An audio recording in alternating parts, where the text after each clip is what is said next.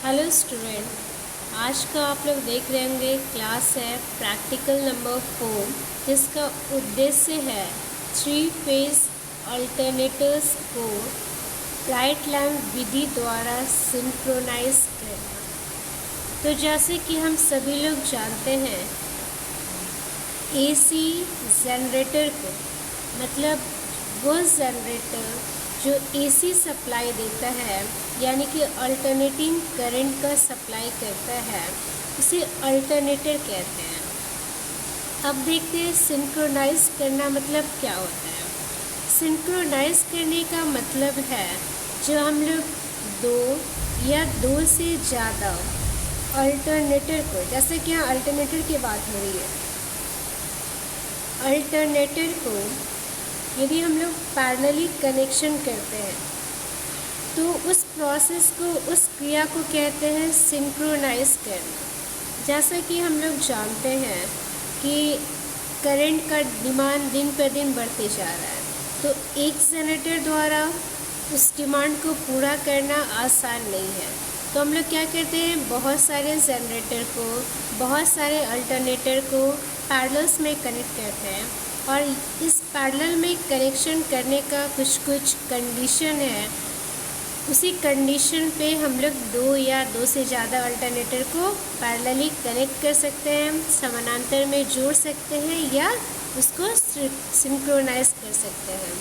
तो सिंक्रोनाइज है या सही में पैरेलली कनेक्टेड है हमारा जनरेटर, उसको हम लोग पता करने के लिए या चेक करने के लिए बहुत सारे मेथड का यूज़ करते हैं, जिसमें से एक है ब्राइट लैम्प मेथड। तो आइए हम लोग देखते हैं।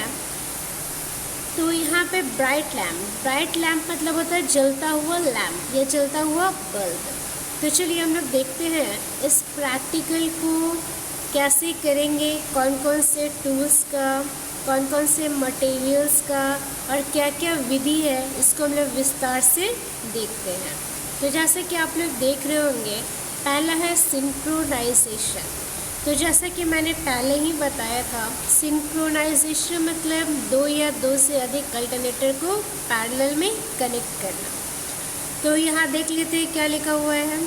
अल्टरनेटर का सिंक्रोनाइजेशन का अर्थ है एक अल्टरनेटर का ग्रिड या बस बार में कई अन्य अल्टरनेटर के साथ समानांतर में जोड़ना सिंक्रोनाइजेशन कहलाता है।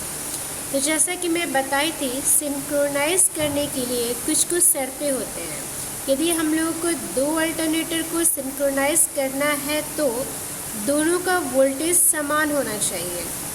तो इसमें पहला कंडीशन क्या है, समान वोल्टेज। दोनों अल्टरनेटर का वोल्टेज क्या होना चाहिए, एक जैसा। दूसरा है दोनों के वोल्टेज का फ्रीक्वेंसी सेम होना चाहिए, समान आवृत्ति। तीसरा कंडीशन है दोनों का फेज सीक्वेंस सेम होना चाहिए। फेज सीक्वेंस मतलब जैसे कि हम लोग जानते हैं 3 फेज के लिए R, Y, B ये फेज सीक्वेंस है।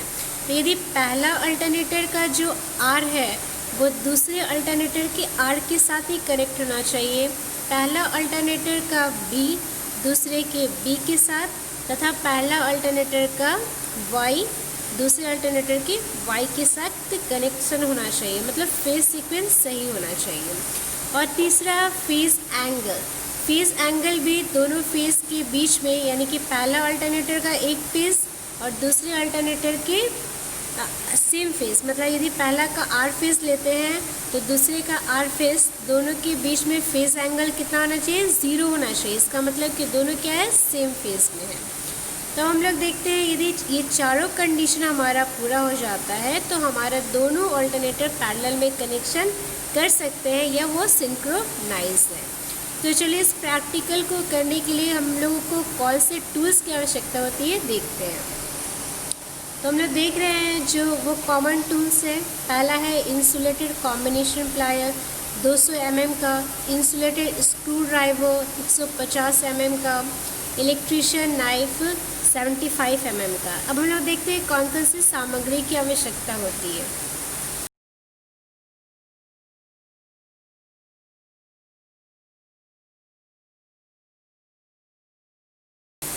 तो पहला सामग्री है पॉलीविनाइल क्लोराइड यानी कि पीवीसी वायर 3x20 SWG का 7 मीटर लेंगे। टेस्टिंग लैंप 100 वाट का 6 लेंगे। 3 लेंगे जो मेरा अल्टरनेटर पहले से कनेक्टेड है, और 3 लेंगे जो हम लोग को नया अल्टरनेटर को सिंक्रोनाइज करना है, मतलब कि पैरेलली में जोड़ना है, समानांतर में जोड़ना है। तीसरा हम लोग लेंगे volt meter moving iron 0 to 600 volt 2 लेंगे। एक कनेक्शन करेंगे हम लोग पहला अल्टरनेटर में, दूसरा होगा आने वाले यानी कि जोड़ने वाले अल्टरनेटर में। नेक्स्ट अल्टरनेटर 1 kVA का 2 लेंगे।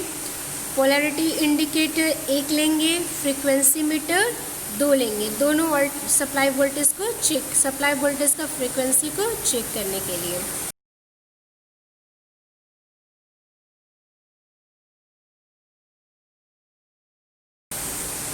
अब इस फिगर में हम लोग देख रहे हैं 2 अल्टरनेटर है। पहला एग्जिस्टिंग अल्टरनेटर जो पहले से लगे हुए हैं, दूसरा है इनकमिंग अल्टरनेटर यानी कि अल्टरनेटर नंबर 2 जिसका कनेक्शन करना है पहले अल्टरनेटर के समानांतर में।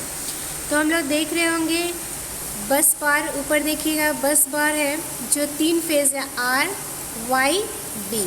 तो हम लोग देख रहे होंगे बस पहला अल्टरनेटर में देखिएगा R के साथ अल्टरनेटर का R फेज़ पहले अल्टरनेटर का, Y के साथ पहले अल्टरनेटर का Y फेज़ और B के साथ पहले अल्टरनेटर का B फेज़ कनेक्टेड है, और साथ में मेन स्विच भी लगा हुआ है उसको कनेक्शन बनाने के लिए या कनेक्शन को हटाने के लिए। अब हम लोग आते हैं इनकमिंग अल्टरनेटर में। तो इनकमिंग अल्टरनेटर में हम लोग देख रहे होंगे 3 लैंप लगा हुआ है, तीनों फेज़ के अक्रॉस 3 लैंप लगा हुआ है, जिसे L1, L2 और L3 से दिखाया गया है। पहले फेज़ के बीच में L1 लगा हुआ है, दूसरे फेज़ के बीच में 2 फेज़ के बीच में L2 लगा हुआ है, और तीसरे में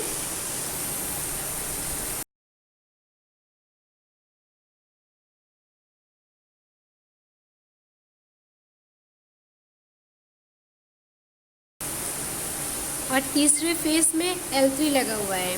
यदि हमारा बल्ब एक साथ तीनों ब्राइट करता है यानी कि जलता है, इसका मतलब है कि हमारा जो फेज़ है दोनों अल्टरनेटर का सेम है। यदि हमारा बल्ब नहीं जलता है मतलब कि फेज़ में चेंज है, तो हम लोग पहले दोनों अल्टरनेटर के फेज़ को मैच कर लेंगे। जब हमारा तीनों बल्ब ग्लो करने लगेगा यानी कि जलने लगेगा, तो इसका मतलब है कि दोनों अल्टरनेटर का जो सारा क्राइटेरिया है, मतलब वोल्टेज सेम है, फ्रीक्वेंसी सेम है, फेज़ एंगल, ये सारा सेम है। तब हम लोग सिंक्रोनाइजिंग स्विच को ऑन कर देंगे।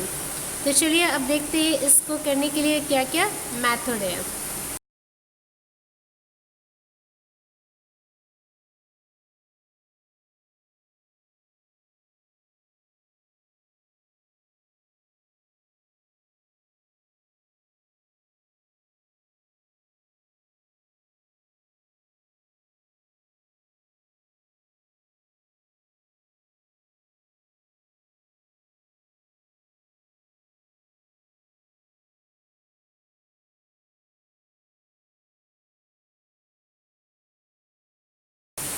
तो पहला मेथड है सर्किट का चित्र हम लोग कॉपी में बना लेंगे, फिर उस चित्र के अनुसार दोनों अल्टरनेटर का फेज़ एक जैसा होगा, उसको मेन स्विच से कनेक्ट कर देंगे।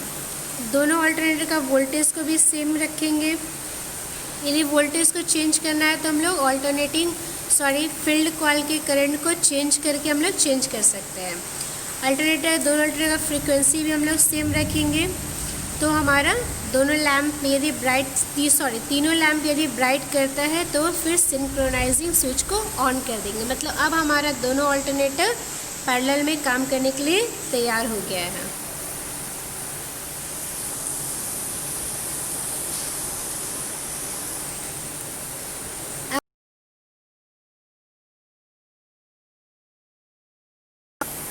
अब देखते हैं इस प्रैक्टिकल को करने के लिए कौन कौन सी सावधानियां बरतनी चाहिए। तो पहला है लैम्प का वोल्टेज जो है वो अल्टरनेटर के वोल्टेज से ज़्यादा होना चाहिए। एक जैसा फेस और एक जैसा वोल्टेज होना चाहिए दोनों अल्टरनेटर का। जब हमारा लैम्प पूरी तरीके से ब्राइट हो जाए यानी कि पूरी तरीके से जल जाए तभी सिंक्रोनाइजिंग स्विच को ऑन करना चाहिए। इसका मतलब है कि अब हमारा दोनों अल्टरनेटर सारा क्राइटेरिया जो है, मतलब जो पहला था कि वोल्टेज दोनों का सेम होना चाहिए, फ्रीक्वेंसी दोनों का सेम होना चाहिए, ये सारा क्राइटेरिया मैच कर रहा है। अब हम लोग दोनों अल्टरनेटर का सिंक्रोनाइज करके यूज़ कर सकते हैं। तो आज का क्लास यही समाप्त होता है, फिर मिलती हूँ अगली क्लास में।